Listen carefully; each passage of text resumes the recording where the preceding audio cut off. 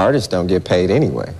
There's maybe 10 or 12 of them that have semi-decent deals, and the rest of them are, you know. Today we are going to be watching some of the worst deals that people have signed in the music industry. Hopefully this can help us learn from the mistakes of others so that we can avoid making these mistakes ourselves. With that being said, let's get into it. Artists don't get paid anyway. There's maybe 10 or 12 of them that have semi-decent deals, and the rest of them are, you know. Like Mariah Carey just had this big $20 million, that's like a huge deal, right? So you feeling that? I mean, what am I missing? Okay, let's do some math. Okay. If you signed me to a record company, Right. or a record deal, let's suppose you have a record company. Right. How much would you give me? The album sells for $18, right? $18? Whatever, yeah. All right. How much of that would you give me? Half? Half? Half sound good? Yeah. All right, check this out. If I sell 1 million copies, I'm going to have $10 million, right? Roughly $10 million. Right, if I sell 2 million copies, I got $20 million. Right. If I just sell 3 million copies, I got $30 million. Now who has the biggest record deal? Oh, I see. Yeah, right. Okay. Right? So Mariah kind of got screwed. People see these big advance numbers and think about, oh wow, the artist is making so much money, but fail to think about how much money the label is making off of those artists and off of those sales.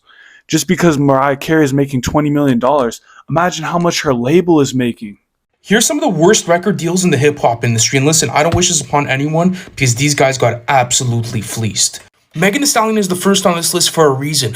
This woman made $7 million for 1501 Records, and not only that, but they only paid her $15K of that. She had to go as far as getting a restraining order because they were trying to hurt her with violence. Okay, so this is the exact trap that we were talking about, but just on a smaller level. A lot of these labels will offer $10,000 or $15,000 as an advance to an artist, and they'll own that music and not pay the artist until it recoups. $15,000 sounds like a lot of money, but often these artists aren't thinking about how much money their music could actually potentially generate.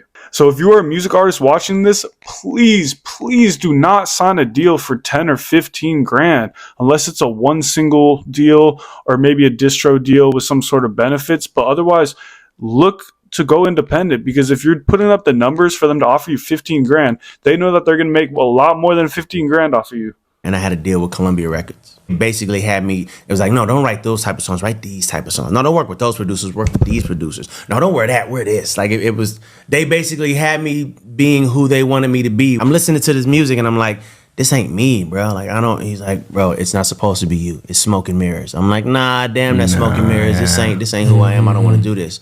So they shelved me for like 2 years. I sat on Columbia Records.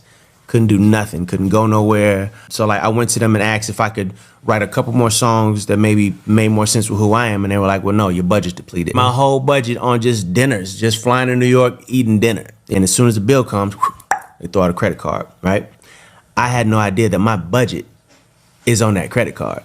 So I just paid for that dinner. No clue that that money is mine. But oh no, don't worry about it, we got it. He wanted to make one type of music, but the label wanted him to make another type of music. Even as an independent artist, it can sometimes be hard to balance your creativity and the music business. Because if you're working in the music industry, you have to understand that the music industry is a business. These labels and companies only care about if you are bringing in money. It's that simple. They don't care about what you think necessarily unless it is making them money and you are a profitable artist. The second thing was him talking about not knowing that the credit card was attached to his budget. Artists, it is so important that when you sign a deal or you sign to a label that you understand where the money is coming from and who's paying for what and how much you owe. And that's why you need to get a lawyer to review your contract. I'm going to say that again.